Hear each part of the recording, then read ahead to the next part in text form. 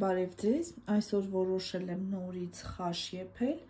անցյալ անգամ առանց զինգի էի պատրաստել, ճիշտն ասած, բոլորը գրում էին բա խաշը առանց զինգի ոնց հնարավոր է այդպես պատրաստել, այսօր որոշեցի, տեսեք ինչ զինգեր եմ վերցրել, զինգով պատրաստել և իհարկե տոտիկներով, տեսեք ինչ մաքուր սպիտակ 2 օր թողել եմ հոսող ջրի տակ,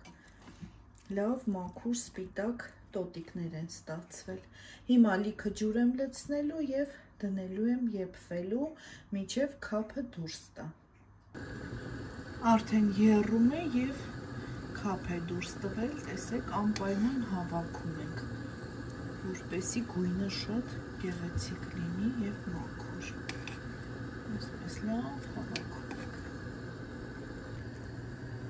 տեսեք անընդհատ դուրս է տալիս և անընդհատ հավաքելու ենք մինչև վերջանա քափը, հետո թուլացնելու եմ արդեն կրակը և ծածկելու եմ մանր եփվելու է, մինչև միսը լավ եփվի, արդեն պատրաստ է խաշը, տեսեք մսերը ինչ լավ եփվել է, հալվում է ուղղակի, սա էլ ոսկորները հանել եմ ամբողջը, այսքանը դուք էլ պատրաստեք անպայման, քանի որ սեզոնը բացվել է, բարի ախորժակ ցտեսություն։